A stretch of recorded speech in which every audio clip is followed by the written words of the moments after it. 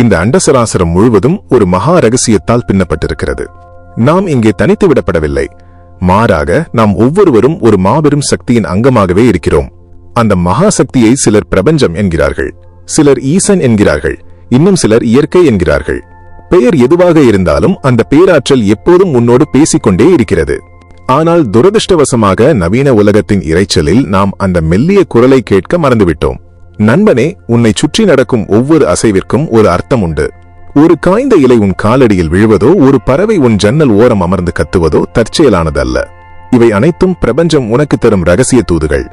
சிவபெருமான் பசுபதி என்று அழைக்கப்படுகிறார். பசு என்றால் உயிரினங்கள், பதி என்றால் தலைவன். இந்த உலகத்தில் உள்ள அத்தனை ஜீவராசிகளும் ஈசனின் கட்டுப்பாட்டில்தான் இருக்கின்றன. ஒரு எறும்பு முதல் யானை வரை அனைத்தும் அந்த மகா பிரபஞ்சத்தின் அலைவரிசையோடு ஃப்ரீக்வன்சி இணைக்கப்பட்டிருக்கின்றன. மனிதர்களாகிய நாம் நமது 6வது அறிவை பயன்படுத்தி பல விஷயங்களை கண்டுபிடித்திருக்கலாம். ஆனால் இயற்கையோடு ஒன்றி வாழும் அந்த ரகசிய மொழியை நாம் தொலைத்துவிட்டோம். விலங்குகளுக்கும் பறவைகளுக்கும் ஒரு விசித்திரமான ஆற்றல் உண்டு. அவைகளால் மனிதர்களால் உணர முடியாத நுட்பமான அதிர்வுகளை, வைப்ரேஷன்ஸ் உணர முடியும். ஒரு பெரிய இயற்கை சீற்றம் வருவதற்கு முன்பே விலங்குகள் ஏன் அமைதியற்ற நிலையை அடைகின்றன என்று நீங்கள் எப்போதாவது யோசித்தது உண்டா? ஏனெனில் அவை பிரபஞ்சத்தின் மொழியை நேரடியாக கேட்கின்றன. நீ ஒரு இக்கட்டான சூழ்நிலையில் இருக்கும்போது உனது விதியை மாற்ற பிரபஞ்சம் ஏதோ ஒரு உயிரினத்தை உனது பாதையில் குறுக்கே அனுப்பும். அது ஒரு பூனையாக இருக்கலாம், ஒரு நாயாக இருக்கலாம், அல்லது வானில் பறக்கும் ஒரு பருந்தாக இருக்கலாம். அந்த ஒரு நொடி அந்த உயிரினம் உன்னை பார்க்கும் விதம், அது எழுப்பும் சத்தம் உனது ஆழ்மனதிற்கு ஒரு செய்தியை சொல்ல முயல்கிறது. இதனை நம் முன்னோர்கள் நிமித்தம் என்று அழைத்தார்கள். நிமித்தம் என்பது தெய்வத்தின் மொழி என்பார்கள். இன்று நீ ஒரு முக்கியமான முடிவை எடுக்கப் போகிறாய் என்று வைத்துக் கொள்வோம். அப்போது ஒரு பறவை உன் தலைக்கு மேல் வட்டமடித்தால் அல்லது ஒரு அணில் உன் முன்னே ஓடினால் அது உனக்கு தரப்படும் ஒரு பச்சை விளக்கு அல்லது ஒரு எச்சரிக்கை மணி. பிரபஞ்சத்தின் மகா கருணை என்பது வார்த்தைகளால் விவரிக்க முடியாதது. அது உன்னை வழிநடத்த எப்போதுமே தயாராக இருக்கிறது.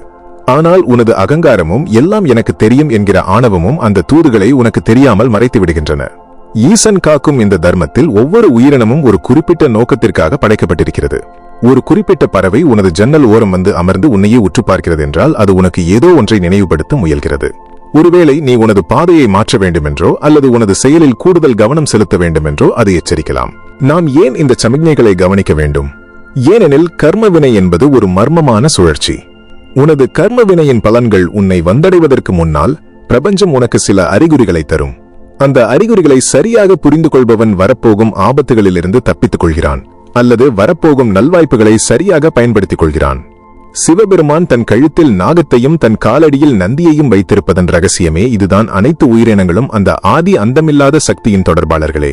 இன்று நீ இந்த குரலை கேட்டுக்கொண்டிருக்கிறாய் என்றால் உன்னை சுற்றி நடக்கும் இயற்கையின் மாற்றங்களை கவனிக்க தொடங்குவதற்கான நேரம் வந்துவிட்டது என்று அர்த்தம். உனது வீட்டிற்குள் நுழையும் ஒரு சிறிய சிட்டுக்குருவியோ அல்லது உனது பாதையில் குறுக்கிடும் ஒரு கருப்பு நிற நாயோ உனது விதியின் ஏதோ ஒரு பக்கத்தை மாற்றும் வலிமை கொண்டது. ஆனால் இதை புரிந்து கொள்ள உனக்கு தேவையானது ஒரு தெளிவான மனமும் அமைதியான ஆன்மாவும் தான். இரைச்சல் மிகுந்த மனதிற்கு பிரபஞ்சத்தின் மெல்லிய இசை கேட்காது. அமைதியாக இருக்கும்போதுதான் ஒரு மயிலின் அகவல் உனக்கு மோட்சத்தின் ரகசியத்தை சொல்லும். இயற்கை என்பது ஈசனின் நடனம். அந்த நடனத்தில் ஒவ்வொரு அசைவும் ஒரு செய்தி. பிரபஞ்சம் உனக்கு தரும் இந்த தூதுகளை நீ அலட்சியப்படுத்தினால் நீ உனது பாதுகாப்பு கவசத்தை நீயே இழப்பதற்கு சமம். விலங்குகளும் பறவைகளும் மனிதர்களை விட தூய்மையான ஆன்மாக்களை கொண்டவை. ஏனெனில் அவற்றிடம் வஞ்சகமோ அல்லது பொறாமையோ இல்லை. அவை பிரபஞ்சத்தின் அலைவரிசையோடு எப்போதும் இணைந்தே இருக்கின்றன. அதனால்தான் அவற்றின் மூலமாக பிரபஞ்சம் உனக்கு தகவல்களை அனுப்புகிறது. இனி வரும் நாட்களில் உனது அன்றாட வாழ்க்கையில் குறுக்கிடும் விலங்குகளை ஒரு சாதாரண உயிரினமாக பார்க்காதே. அவை ஈசன் உனக்கு அனுப்பிய தூதுவர்களாக இருக்கலாம். குறிப்பாக ஒரு குறிப்பிட்ட உயிரினம் உனது கனவிலோ அல்லது உனது நேரடி பார்வையிலோ அடிக்கடி தோன்றினால் அது ஒரு சாதாரண நிகழ்வு அல்ல, அது ஒரு சமிக்ஞை, சைன். அந்த சமிக்ஞை எதை குறிக்கிறது?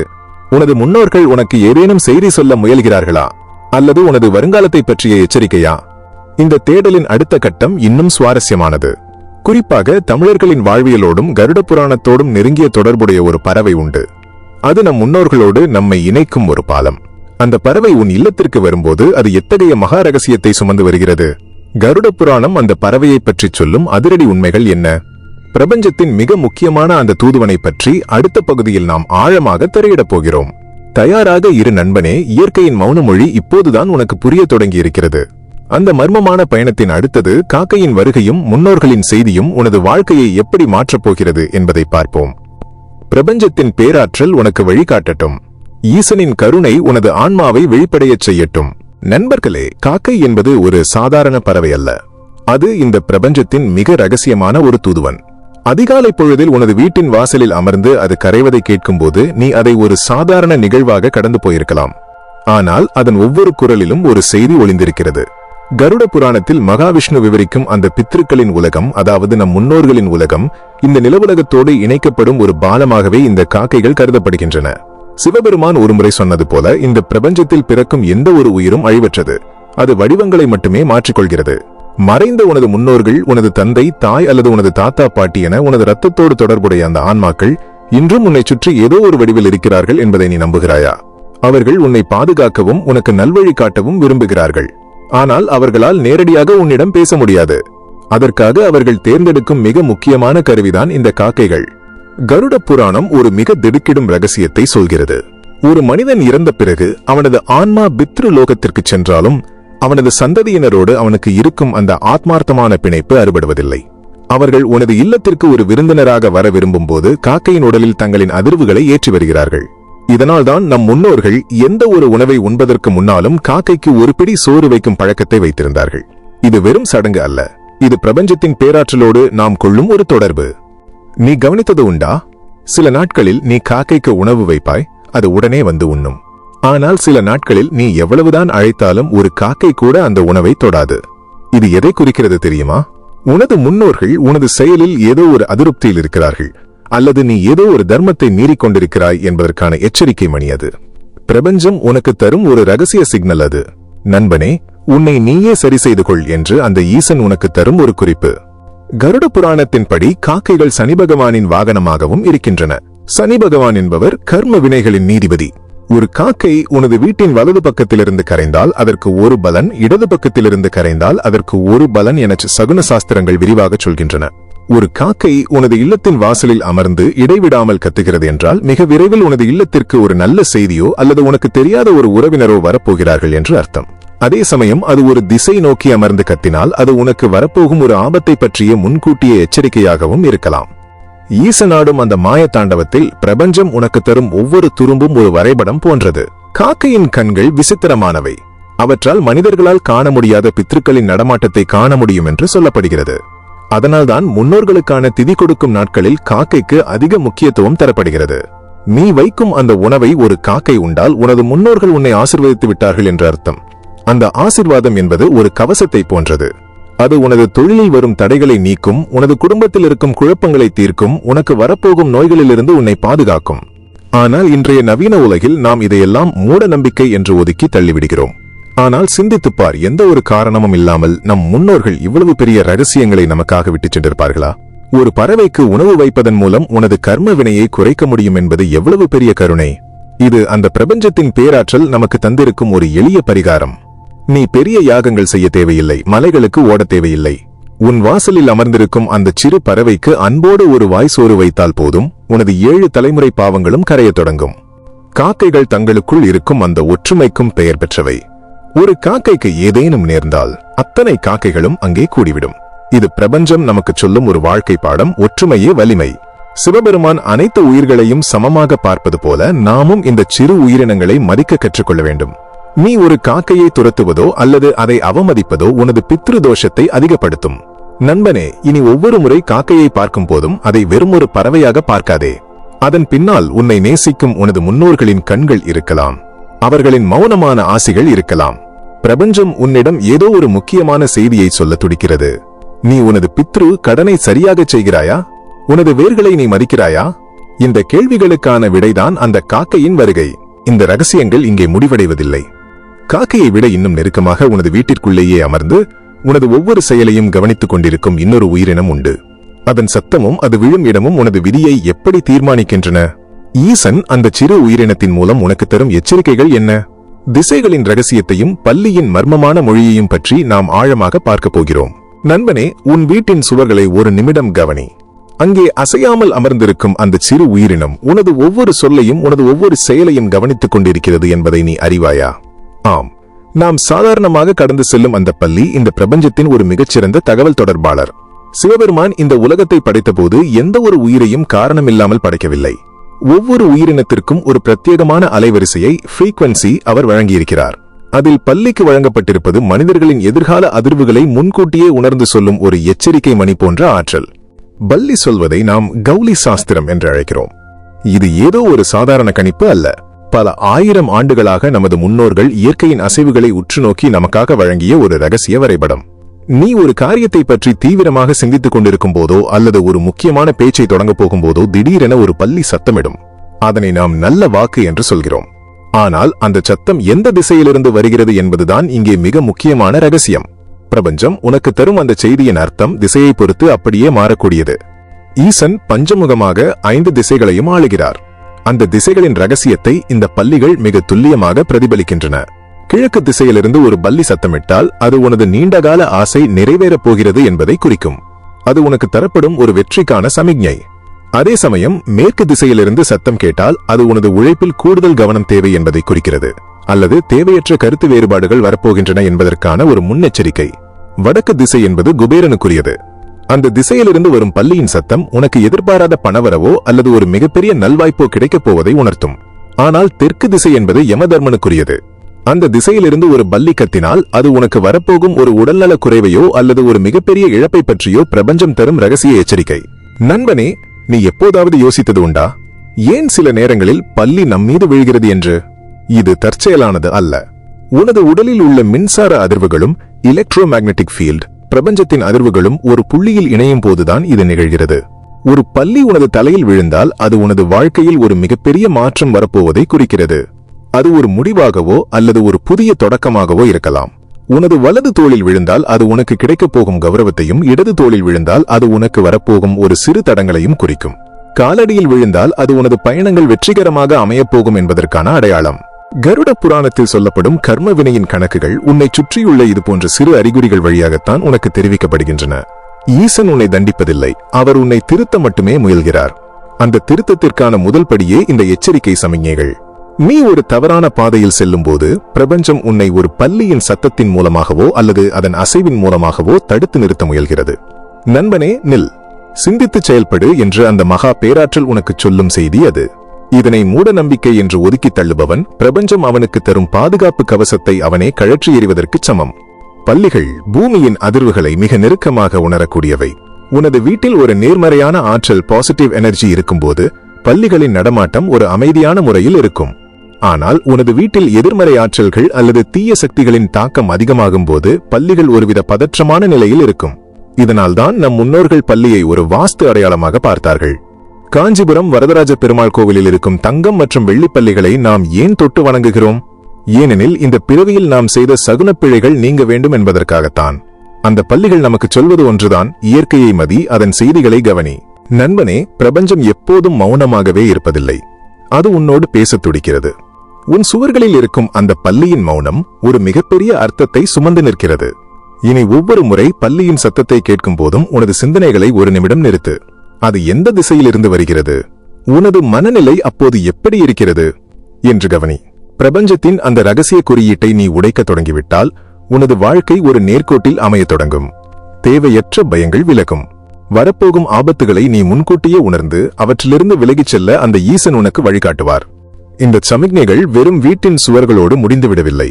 உனது வீட்டின் வாசலில் நீ வெளியே செல்லும் போது உனது பாதையில் குறுக்கிடும் இன்னும் 2 மகா ஆற்றல்கள் கொண்ட உயிரினங்கள் உண்டு. ஒன்று உனது பாதுகாப்பிற்காக ஈசனால் அனுப்பப்பட்ட ஒரு காவலன், மற்றொன்று உனது பாவங்களையே கரைக்கும் வலிமை கொண்ட ஒரு மகா தெய்வம். நாயும் பசுவும் உனது வாழ்க்கையில் எந்த மாதிரியான கர்ம வினையை சுமந்து வருகின்றன?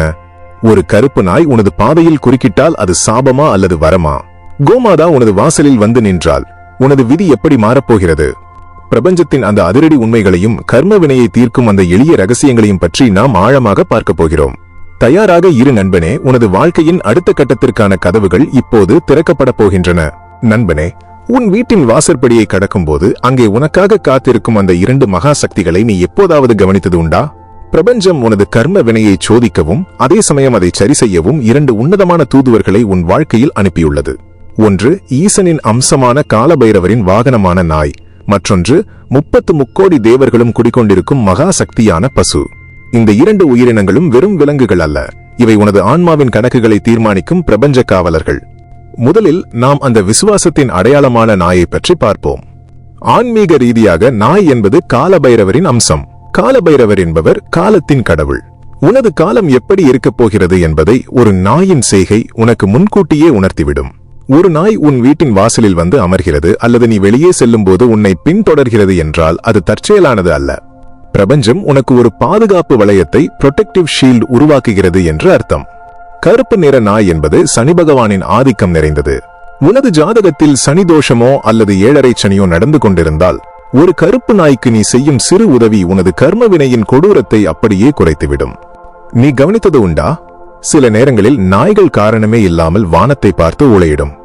மனித கண்களுக்கு தெரியாத எதிர்மறை ஆற்றல்களை, நெகட்டிவ் எனர்ஜிஸ் நாய்களால் உணர முடியும். உனது வீட்டை நோக்கி வரும் ஒரு பேராபத்தையோ அல்லது ஒரு தீய சக்தியையோ நாய் தனது அதிர்வுகள் மூலம் தடுத்து நிறுத்துகிறது. கருட புராணத்தில் சொல்லப்படும் யமலோகத்தின் வாசலில் கூட 2 நாய்கள் காவலுக்கு இருப்பதாக சொல்லப்படுகிறது. அதாவது மரணத்திற்கு பின் உனது ஆன்மா செல்லும் பாதையில் கூட இந்த உயிரினத்தின் தொடர்பு இருக்கிறது. நீ உனது வாழ்வில் ஒரு நாயை வதைத்தாலோ அல்லது பசியால் தவிக்க விட்டாலோ அது உனது பித்ருக்களின் சாபத்தை உனக்கு கொண்டு வரும். மாறாக ஒரு தெரு நாய்க்கு ஒரு துண்டு ரொட்டியோ அல்லது சிறிது உணவோ அளிப்பது உனது விதியில் எழுதப்பட்டிருக்கும் விபத்துகளையும் கண்டங்களையும் தள்ளி போடும் வலிமை கொண்டது. அடுத்து நாம் கோமாதா என்று போற்றப்படும் பசுவை பற்றி பார்ப்போம். இந்து தர்மத்தில் பசு என்பது ஒரு விலங்கு மட்டுமல்ல, அது ஒரு நடமாடும் கோவில். ஒரு பசுவின் உடலில் பிரம்மா, விஷ்ணு, சிவன் தொடங்கி அத்தனை தெய்வங்களும் வாசம் செய்வதாக பிரபஞ்ச ரகசியங்கள் சொல்கின்றன. உனது வீட்டின் வாசலில் ஒரு பசு தானாக வந்து நிற்கிறது என்றால் அந்த பிரபஞ்சமே உனது இல்லத்திற்கு ஆசி வழங்க வந்துவிட்டது என்று பொருள். பசுவின் கண்களை பாருங்கள், அதில் ஒரு மகா அமைதி இருக்கும். அந்த அமைதி உனது மன அழுத்தத்தை, ஸ்ட்ரெஸ் நீக்கும் ஆற்றல் கொண்டது. உனது கர்ம வினையில் பித்ரு தோஷம் அல்லது வம்ச விருத்தி தடை இருந்தால் பசுவிற்கு அகத்திக்கீரை அல்லது பழங்கள் வழங்குவது ஒரு மகா பரிகாரம். பசுவின் மூச்சு காற்றும் அதன் ஸ்பரிசமும் உனது உடலிலும் மனதிலும் இருக்கும் நச்சுத்தன்மையை நீக்குகின்றன. அறிவியல் பூர்வமாகவே பசுவின் அருகே அமரும்போது மனிதனின் இதய துடிப்பு சீராவதாகவும் நேர்மறை அதிர்வுகள் அதிகரிப்பதாகவும் சொல்லப்படுகிறது. ஒரு பசு உனது வீட்டின் முன் வந்து அம்மா என்று கத்தினால் அது உனது வீட்டில் இருக்கும் ஏதோ ஒரு வாஸ்து தோஷத்தையோ அல்லது கண் திருஷ்டியையோ அதுவே ஏற்றுக்கொண்டு உன்னை பாதுகாக்கிறது என்ற அர்த்தம். ஈசன் பசுபதிநாதராக இருக்கும்போது அவர் அத்தனை உயிர்களையும் காக்கிறார். ஆனால் பசுவிற்கும் நாய்க்கும் அவர் கொடுத்திருக்கும் முக்கியத்துவம் அலாதியானது.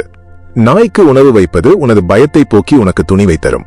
பசுவுக்கு உணவு வைப்பது உனக்கு செல்வத்தையும் சந்ததி பெருக்கத்தையும் தரும். இவை இரண்டுமே உனது கர்ம வினையை கரைக்கும் இயற்கை இயந்திரங்கள். நீ எவ்வளவு பெரிய பாவம் செய்திருந்தாலும் இந்த வாய் பேச முடியாத ஜீவன்களுக்கு நீ காட்டும் கருணை அந்த பாவத்தின் தீவிரத்தை குறைக்கும்.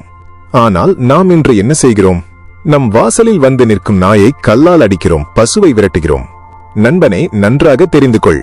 நீ ஒரு உயிரினத்தை விரட்டும் போது உன்னை தேடி வந்த ஒரு அதிர்ஷ்டத்தை அல்லது ஒரு பாதுகாப்பை நீயே உதைத்து தள்ளுகிறாய். உனது கர்ம வினை உன்னை தாக்க வரும்போது இந்த உயிரினங்கள் தான் உனக்கு கவசமாக நிற்கின்றன. நீ அவற்றுக்கு செய்யும் தர்மம் தான் உனது அந்திம காலத்தில் உன்னை காக்கும் புண்ணியமாக மாறும். நான் ஏழை, என்னால் பெரிய அளவில் தானம் செய்ய முடியாது என்று நீ சொல்லலாம். பிரபஞ்சம் உன்னிடம் கோடிக்கணக்கான பணத்தை கேட்கவில்லை. ஒரு நாய்க்கு ஒரு பிடி சோறு, ஒரு பசுவின் தலையை அன்போடு தடவி கொடுக்கும் அந்த ஒரு நிமிடம், இதுவே போதும்.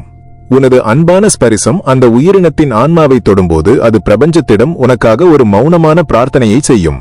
அந்த பிரார்த்தனைக்கு ஈசன் உடனே செவிசாய்ப்பார். நாயும் பசுவும் உனது வாழ்க்கையில் ஒரு மகா மாற்றத்தை ஏற்படுத்த காத்திருக்கின்றன. உனது கர்ம வினையின் இருண்ட பக்கங்களை வெளிச்சமாக்கும் வலிமை அவற்றிடம் இருக்கிறது. இது வெறும் விலங்கியல் அல்ல, இது பிரபஞ்சத்தின் ரகசிய கணிதம். நீ எதை கொடுக்கிறாயோ அதையே நீ பெறுவாய். நீ கருணையை கொடுத்தால் பிரபஞ்சம் உனக்கு மகா கருணையை திருப்பித் தரும். இப்போது உனக்கு ஒரு தெளிவு பிறந்திருக்கும். இயற்கையின் மொழியை புரிந்து கொள்வது என்பது உனது ஆன்மாவை தூய்மைப்படுத்துவதாகும். ஆனால் இந்த பிரபஞ்ச பயணத்தின் இறுதி ரகசியம் இன்னும் மிச்சம் இருக்கிறது. விலங்குகள், பறவைகள், சகுனங்கள் என இவை அனைத்தும் ஒரு புள்ளியில் இணைகின்றன. நீ இந்த பிரபஞ்சத்தின் ஒரு கருவி என்பதை நீ எப்போது உணரப்போகிறாய்? உனது விதியை நீயே மாற்றியமைக்கும் அந்த இறுதி திறவுகோல் எது? பிரபஞ்சத்தின் மடியில் நீ ஒரு மகா சக்தியாக மாறும் அந்த இறுதி ரகசியத்தை பற்றி நாம் பார்க்கப் போகிறோம். தயாராக இரு நண்பனே, உனது தேடல் இப்போது ஒரு முழுமையை நோக்கி நகர்கிறது. நண்பனே, நாம் இப்போது இந்த ரகசிய பயணத்தின் இறுதி பகுதிக்கு வந்துவிட்டோம். இயற்கையின் மௌனமொழி, காக்கையின் தூது, பல்லியின் எச்சரிக்கை, நாய் மற்றும் பசுவின் மகாகவசம் என அனைத்தையும் பார்த்தோம். இப்போது உனக்கு ஒரு கேள்வி எழலாம். ஏன் இவை அனைத்தும் என்னை தேடி வருகின்றன?